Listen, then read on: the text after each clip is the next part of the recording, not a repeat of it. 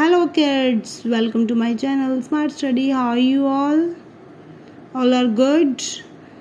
Okay kids, आज हम chapters 8 करेंगे 80 क्लास का, class 8 chapter 8 cell structure and function. This is very interesting chapter and you know इसे करने से पहले मैंने एक आपसे रिक्वेस्ट करनी है. प्लीज़ जिसने मेरा चैनल सब्सक्राइब नहीं किया, please subscribe my channel, like my videos, share my video, maximum sharing कर दो. Thank you. So let's start this chapter cell structure and function. So बच्चों, सेल क्या होता है हमारा? Cell is a structural and functional unit of life. ठीक है, cell से ही सब कुछ बनता है. ठीक है, जो भी है, जो भी स्ट्रक्चर, जो भी फंक्शन होते हैं सेल से ही स्टार्ट होते हैं. ठीक है, सो सेल क्या है? Cell is a structural and functional unit of life. So let's start. So हमारे सराउंडिंग में लिविंग और नॉन लिविंग थिंग्स बोथ हैं. ठीक है, लिविंग में plants, insect, frog, human beings आएंगे. नॉन लिविंग में like sand, soil, air, water. ठीक है, लिविंग थिंग्स जो होती हैं वो सारे फंक्शंस करती हैं, like digestion, excretion, reproduction, movement and growth. ठीक है, नॉन लिविंग करती हैं, कुछ करती हैं. ठीक है, नॉन लिविंग ऑब्जेक्ट्स में perform one or more these processes. ठीक है, ओके बच्चों. So all the animal and plants are living. ठीक है, so they are made up of microscopic units. ये किससे बने हैं? माइक्रो, बहुत छोटे से छोटे यूनिट से बने हैं, जिसे हम सेल बोलते हैं बच्चों. सो इसलिए बोलते हैं cell is the structural and functional unit of life. ठीक है, नेक्स्ट इज किसने डिस्कवर किया था और इसकी हिस्ट्री क्या है सेल की? सबसे पहले तो किसने किया था? रॉबर्ट हुक ने 1665 में सेल को डिस्कवर किया. उसने किसको देखा था? कॉर्क को. कॉर्क क्या होता है बच्चों? बार्क ऑफ ट्री होती है, तना होता है. ठीक है, कॉर्क जो होता है उसको उसने क्रूड माइक्रोस्कोप के नीचे ऑब्जर्व किया, देखा कि इसमें क्या है. ये देखो माइक्रोस्कोप उसके नीचे देख रहा है ये. ठीक है, उसने क्या लिया? थिन स्लाइसिस, बहुत पतली पतली स्लाइसिस कॉर्क के लिए. ठीक है, उसको उसने माइक्रोस्कोप के नीचे देखा तो उसने देखा कि उसमें कंपार्टमेंट्स नज़र आ रहे हैं. क्या आ रहे हैं? Large number of compartments like this. ये देखो. ठीक है, तो उसने जब उसे कंपार्टमेंट देखा तो उसे क्या लगा कि ये this is a structure of honey bee, resembling with structure of honey bee, कि जो मधुमक्खियों का छत्ता होता है उसके जैसे लग रहा था उसे. ये देखो, उसने बनाया भी ऐसे, पिक्चर भी दी है कॉर्क सेल की. ठीक है, तो उसने ऐसे देखा. फिर रॉबर्ट हुक ने कॉइन की term cell for each box. तो उसने क्या बोला? उसे लिटिल रूम. ठीक है, किसको बोला उसने? सेल को. सो Robert Hooke had actually seen the dead walls of plant cells. ठीक है, and these cells lost their living content and looked like little room. तो आपको पूछ सकते हैं कि रॉबर्ट हुक ने जो सेल की टर्म कॉइन किया उसको उसने क्या किया? अदर नेम कौन सा दिया उसने लिटिल रूम दिया है. ठीक है, सो नेक्स्ट इज इसमें बताया है नो मोर की एक सेल थ्योरी है. ठीक है, उसको किसने कॉइन किया था? सेल थ्योरी जो किसने दी है? शील्डन एंड शेवन ने. ठीक है, उसने 1839 में दी थी. ठीक है, सेल थ्योरी ऑफ लाइफ. तो उसमें थोड़ी सी कमियां रह गई थी, तो that was recovered by, further refined by Robert Virchow in 1855. ठीक है, इसने क्या किया? दिस थ्योरी स्टेट दैट कि उसने बोला कि ऑल द लिविंग ऑर्गेनिज्म, जो चाहे प्लांट हो चाहे एनिमल्स हो, मेड अप ऑफ सेल के बनी होती हैं. ठीक है, फिर उसने बोला कि cells are basic structural and functional unit of all the living organism. Structural and functional दोनों काम के लिए सेल ही बेसिक है unit. New cells arise from pre existing cells by cell division. No cell can originate spontaneously. जो नवा cell बनता है वो पुराने से ही बनता है. उसने बोला है by cell division. Every organism start its life as a single cell, कि हर कोई ऑर्गेनिज्म अपनी लाइफ किससे स्टार्ट करता है? सेल से स्टार्ट करता है. तो दिस 4 पोस्टुलेट्स ये हैं इसने सेल थ्योरी के, किसने? रॉबर्ट वर्चो ने 1855 में. ओके बच्चों, सो नेक्स्ट इज इंस्ट्रूमेंट. ये इंपॉर्टेंट है, सेल थ्योरी आपको आ सकती है. Next is instruments for studying the cells. कौन कौन से इंस्ट्रूमेंट हम यूज़ करते हैं? बेसिकली तो माइक्रोस्कोप ही यूज़ करते हैं हम, पर माइक्रोस्कोप भी डिफरेंट टाइप्स के होते हैं, like compound microscope, electron microscope. ठीक है, माइक्रोस्कोप क्यों यूज़ करते हैं? क्योंकि जो कुछ हमें अपनी आइज़ के जैसे नेकेड आइज से हमें कुछ नहीं दिखाई दे रहा, तो फिर हम माइक्रोस्कोप यूज़ करेंगे. ठीक है, जिनका तो बिग साइज़ है वो तो हम ऐसे ही देख सकते हैं. ठीक है, जो नहीं दिख रहे लाइक बैक्टीरिया, फंगी, वायरसेस, ये हमें ऐसे नहीं दिखते. ठीक है, इनको माइक्रोस्कोप के नीचे ऑब्जर्व करना पड़ता है. ठीक है, so first is compound microscope. Compound microscope जो होता है वो हम क्यों use?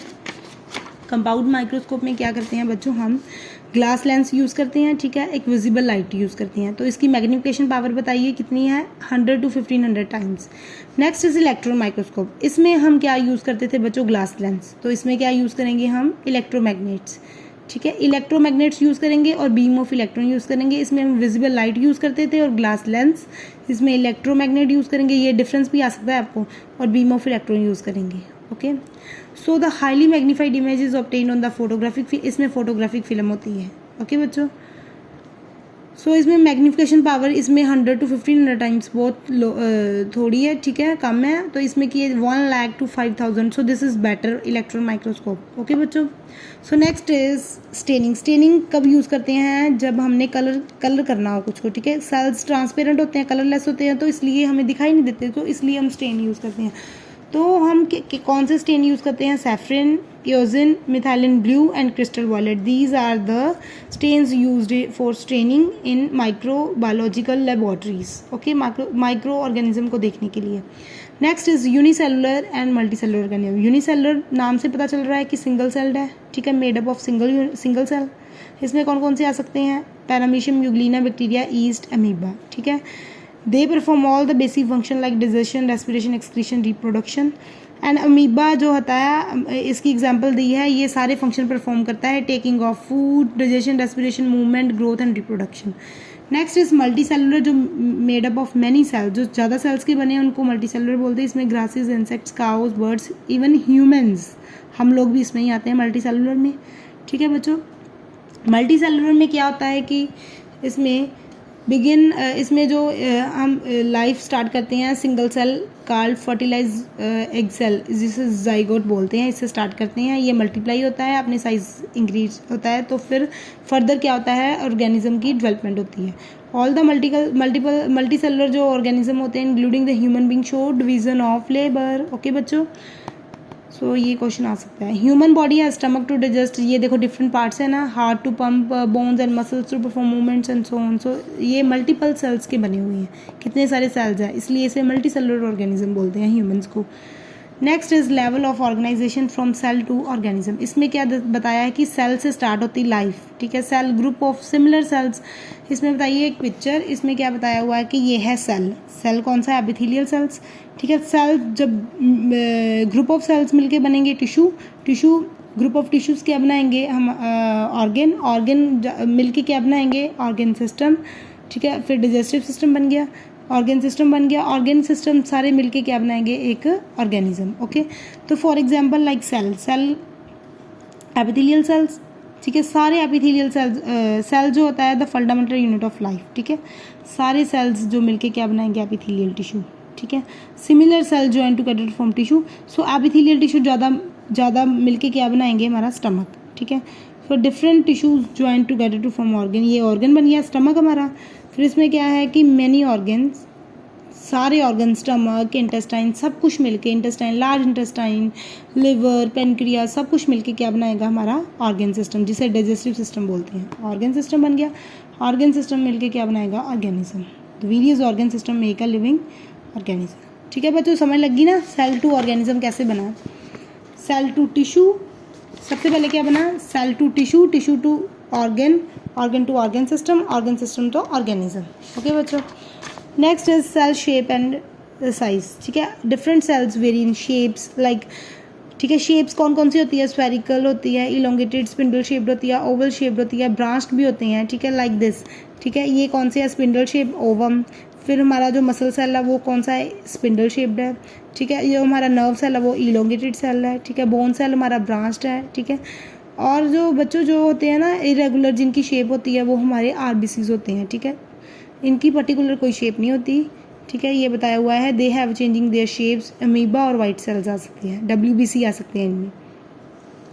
Next is cell size. Cell size में क्या बताया है कि सेल जो साइज है वेरी करता है हर एक ऑर्गेनिज्म के लिए, ठीक है। Cells and their organism are measured by fractions of millimetres. Millimetre में हम इसे मेजर करते हैं। 1000 ऑफ मिलीमीटर को क्या बोलते हैं? माइक्रोन, ठीक है। 1 माइक्रोमीटर बोलते हैं। 1 माइक्रोन 10⁻³ मिलीमीटर्स, ठीक है। 1 माइक्रोन में 1000 मिलीमीटर्स होते हैं बच्चों, ठीक है। फोर क्या होते हैं कि the cells vary from the very small size of bacteria, small size bacteria का स्मॉल होता है 0.2 to 100 micrometre, to very large eggs of ostrich.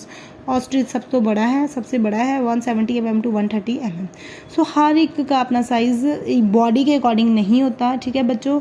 ये भी बताया है कि जो साइज है सेल का no relation with body size, ठीक है। लाइक जो एनिमल्स जो एनिमल्स जैसे एक एलिफेंट बताया है, ठीक है, बिग एनिमल ले लो, ठीक है, उन और एक ले लो आप रैट ले लो, ठीक है, उन दोनों का नर्व सेल है मतलब कि सेम लॉन्ग ही है, ठीक है, छोटा नहीं है किसी का कि छोटा रैट है तो छोटा होगा, नहीं, इलोंगेटेड सेल ही होगा जो नर्व सेल है। ओके बच्चों, so next is parts of cell. हमारे सेल्स के कितने पार्ट होते हैं? सेल्स के 3 पार्ट्स है बच्चों, cell membrane, cytoplasm and nucleus. First is cell membrane, जो आउटर कवरिंग होती है उसे हम सेल मेम्ब्रेन, प्लाज्मा मेम्ब्रेन बोलते हैं। This is very delicate membrane, ठीक है। जो इसके फंक्शन है, first is it selectively permeable membrane होती है। क्यों? क्योंकि ओनली सिलेक्टेड मॉलिक्यूल्स को पास करती है, ठीक है, आने देती है जाने भी देती है selected molecule. Boundary of cell होती है, ठीक है, it protect the cell from injury से बताती है, ठीक है। So the plant cell and bacterial cells जो जिनकी आउटर वॉल सराउंडिंग होती है, ठीक है, उसको क्या बोलते हैं हम? सेल वॉल भी बोलते हैं, ठीक है, सेल वॉल। ओके बच्चों, सेल वॉल कैसे प्रोटेक्ट करती है? टेम्परेचर वेरिएशन से, जब भी टेम्परेचर चेंज होता है, हाई विंड स्पीड से, एटमॉस्फेरिक मॉइस्चर से। So this is all about cell membrane. Next part is cytoplasm. Cytoplasm thick jelly like fluid होता है inside the cell by the cell membrane like this. ये होता है ना, ये वाला, ये जो डॉट्स लगे हैं, ये क्या है? साइटोप्लाज्म। साइटोप्लाज्म होता है। ओके बच्चों, सो इसमें बताया है कि जो साइटोप्लाज्म होता है उसमें सारी सेल ऑर्गेनेलिज होती हैं, like mitochondria, Golgi body, ribosome, endoplasmic reticulum and these all. Then is nucleus. Nucleus क्या बताया है कि न्यूक्लियस लार्ज होता है, स्फेरिकल इन शेप। दिस, ये देखो, ये nucleus in plant cell and in animal cell. Plant cell में पेरिफेरी में होता है, क्यों? Due to the presence of vacuole. इतना बड़ा वैक्यूल है इसलिए यहाँ पे स्पेस नहीं आई सेंटर में, तो ये साइड पे होता है। बट इन एनिमल सेल्स में सेंटर में होता है न्यूक्लियस। ओके बच्चों, न्यूक्लियस के 3 पार्ट्स होते हैं, न्यूक्लियर मेम्ब्रेन होती है, न्यूक्लियोप्लाज्म होता है एंड न्यूक्लियोलस होता है। न्यूक्लियर मेम्ब्रेन जो होती है, न्यूक्लियस सेपरेट होता है from cytoplasm by the membrane of nucleus, जिसे न्यूक्लियर मेम्ब्रेन बोलते हैं, ठीक है।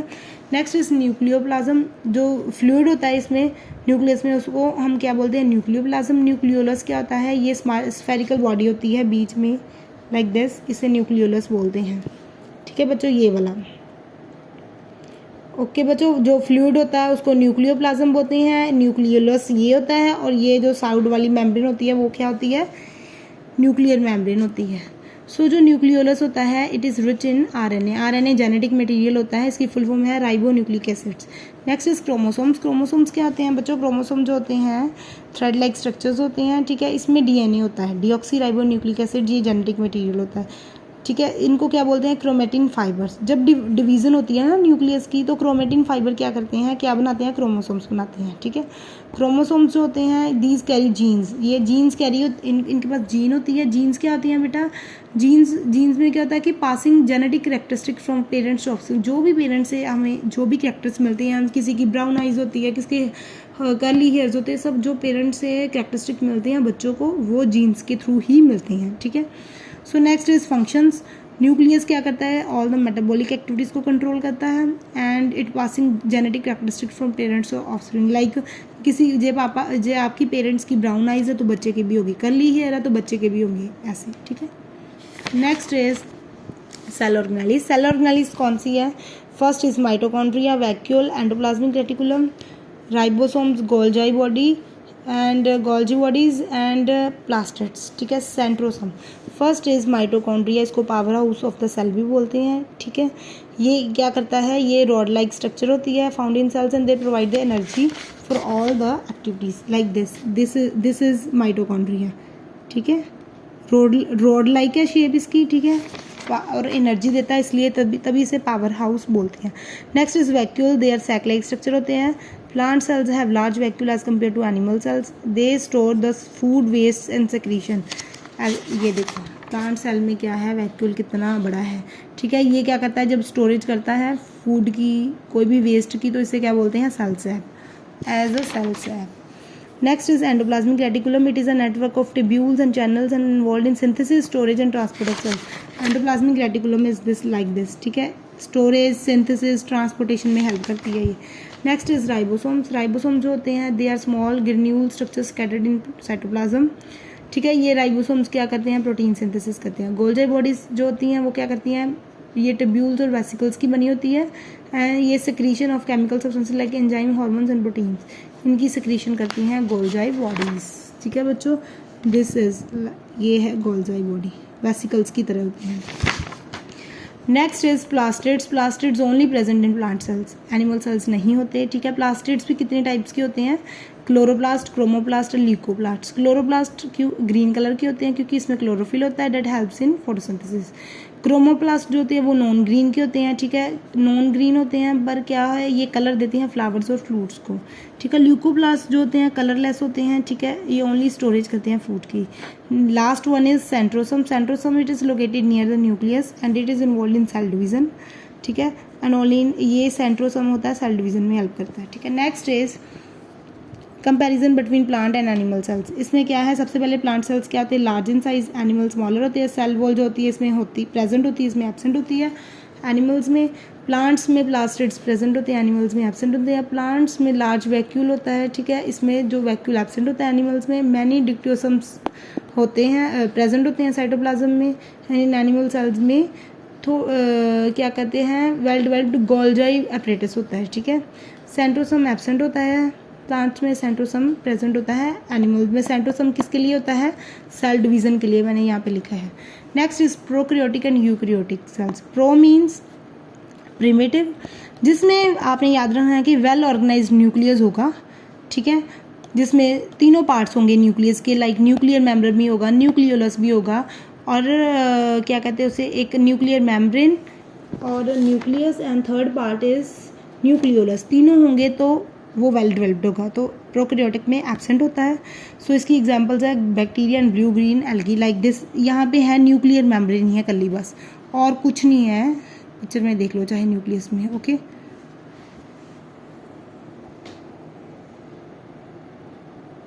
Next is eukaryotic cells. You means true, true means इसमें वेल ऑर्गेनाइज्ड क्या होता है, nucleus with nuclear membrane, nucleolus, और तीसरा पार्ट कौन था न्यूक्लियर मेम्ब्रेन, न्यूक्लियोलस, एंड एक था न्यूक्लियोप्लाज्म, ओके बच्चों। सो ये किस किस में होगा, प्लांट्स में, एनिमल्स में, फंगी में, एंड प्रोटोजोआ, यूकैरियोट्स में। Next is cell division and growth. इसमें क्या बताया है कि स्ट्रक्चर दी है कि सेल रहता है, एक सेल है, जब उसका न्यूक्लियस जो होता है वो डिवाइड होता है, इलोंगेट होता है, तो दो पार्ट्स में डिवाइड हो जाता है। आगे फर्दर जो न्यूक्लियस डिवाइड हुआ है इसके क्या बन जाते हैं, टू न्यू डॉटर सेल्स, ठीक है। इसे क्या बोल देते हैं, new cells formed after cell division are called daughter cells, okay बच्चों। साइटोप्लाज्म डिवाइड हो जाता है, इसमें साइटोप्लाज्म डिवाइड करके दो सेल्स बना देता है, जिसको टू डॉटर सेल्स कहते हैं। This is the cell division. So some unicellular organism like bacteria and amoeba reproduce through cell division, okay. So this is all about the, मैंने एक ही शॉर्ट में आपको फुल चैप्टर करा दिया, important points. So in next video we will do back exercise questions. So I hope आपको सबको पसंद आई हो। तो अगर पसंद आई प्लीज़ मैक्सिमम शेयरिंग कर दो, लाइक कर दो, and subscribe my channel please please please. Thank you.